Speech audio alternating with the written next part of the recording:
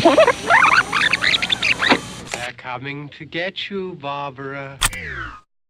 Pirates of the Caribbean is the perfect example of lightning in a bottle. When this movie came out, nobody thought it would be a success. A studio known for its animated family-friendly movies making a more mature film based on a theme park ride, and part of a genre of film that many consider to be dead and unprofitable. Not to mention the last time the same studio tried to make a pirate film, it failed big time. Everyone thought this film was going to be an epic fail. But in fact, it was quite the opposite. Not only is this series the 11th highest grossing film series at the time of this review, but it's also the first film franchise where more than one film grossed over $1 billion worldwide. That's right, $1 billion. And the film that started it all was called Pirates of the Caribbean: Curse of the Black Pearl. Not only is this easily the best film in the franchise, but also the most daring. As I said, pirate films were really unpopular at the time, but this film doesn't shy away from what it is. In fact, it really does embrace everything that is great about pirate films. It's got all the pirate goodies: swashbuckling sword fights, damsels in distress, giant troves of cursed treasure. The list goes on and on. It's a love letter to these kind of films. The film has quite the long runtime, clocking in at 143 minutes long, but it's really kind of a miracle that it never feels like you're watching something unimportant to the overall plot. Everything has a point. Even this seemingly pointless conversation between Jack Sparrow and the two bumbling guards is building up to the fact that Jack is going to steal one of those ships. Or how about when Jack saves Elizabeth from her fall? And that comes back again at the end when he escapes by falling off the exact same ledge. This is a very tightly woven film, easily the most tightly knitted story of the franchise. Probably because they didn't know if they would get a sequel and wrote it as a one and done kind of adventure, even when it boils down to the character development this film has. I've come to notice there are usually only two ways to develop a character in a film, either by developing them through the plot or have the plot stop to develop them. For example, developing a character through the plot would be like Barbossa explaining how he became cursed to Elizabeth. We now know why he's doing what he's doing, but we also know how the crew became cursed.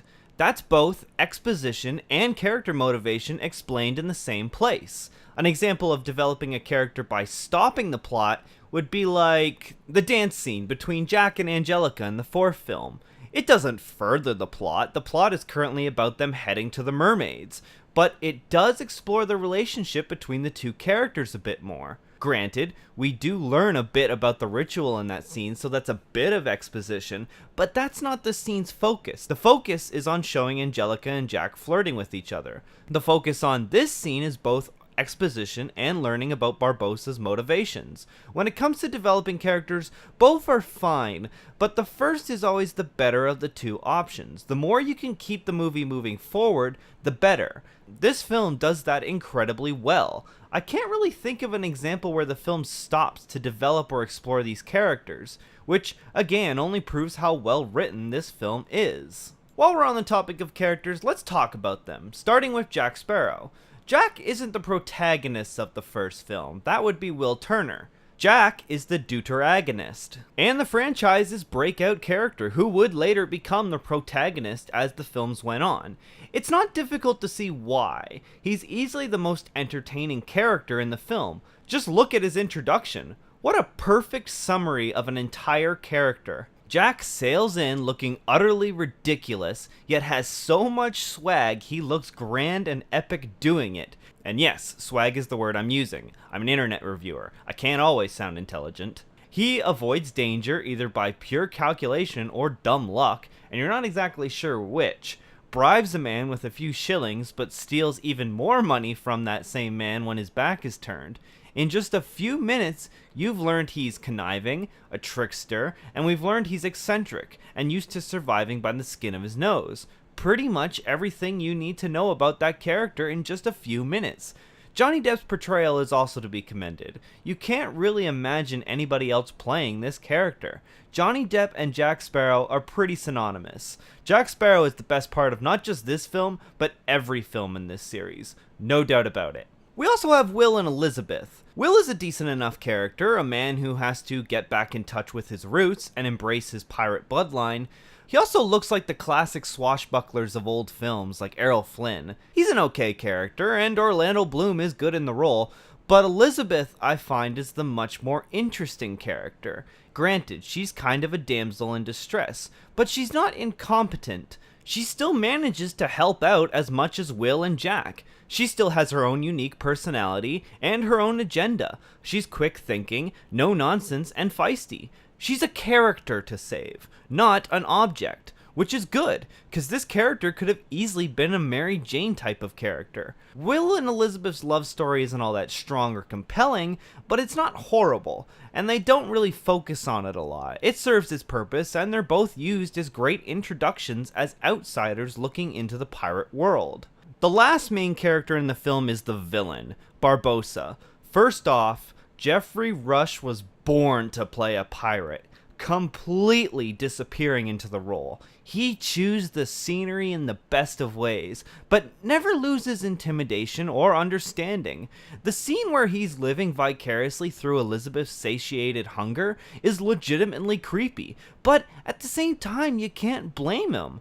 As he says, he can't feel anything. Until the curse is lifted, the only thing he can do is see other people's joy doing the things he wants to do. This is shown mostly with Barbossa's fascination of apples. At one point in the film, he says that once the curse is lifted, he plans on eating an entire bushel of apples, which is also why he offers Elizabeth an apple during the dinner scene. He wants to see Elizabeth enjoy the thing that he wants to enjoy. This is also why he throws the apple away after his conversation with Jack. He despises and maybe is even a little bit jealous of the fact that Jack can enjoy the one thing he can't. Huh, who knew you could learn so much about a character through a fruit? Barbossa's greed was the cause of his curse, and now all he wants is to reverse what has been done, and kill anyone who gets in the way. He's a great villain. You best start believing in ghost stories, Miss Turner. You're in one. The special effects for the most part hold up pretty good. The quality does occasionally dip in some scenes, but for the most part the effects are pretty solid. Using the moonlight as a way to transform from actors to skeleton CGI makeup is a great way to be both cheap and clever. It also allows for some impressive moments, like when Will traps a grenade in one of the skeletons, or when Barbossa's skeleton form is first revealed, and his clothing also wears and tears within the moonlight. The film isn't perfect though. Some of the humor is a little off, and what is up with some of those obviously stupid background characters? You know, those dumbasses who only exist to provide the obvious. Like this guy who swings to prove the interceptor got away. Or this guy who walks into a hole after the dock breaks. All these scenes need are a Wilhelm scream or a Goofy holler.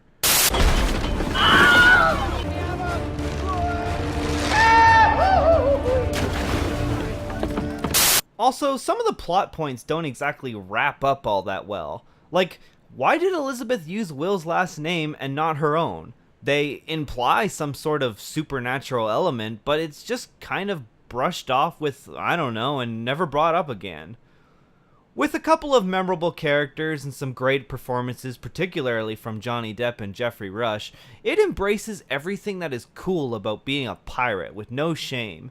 It's an intelligent, but also simple and tightly woven story with some pretty cool special effects. It's no masterpiece, but not every film has to be. In the end, all that matters is if you were entertained, and this film is quite the entertaining, fun, wild ride, which is more than I can say for the actual theme park ride this film is based off of. I give Pirates of the Caribbean, Curse of the Black Pearl, a 4 out of 5. It's mighty fine.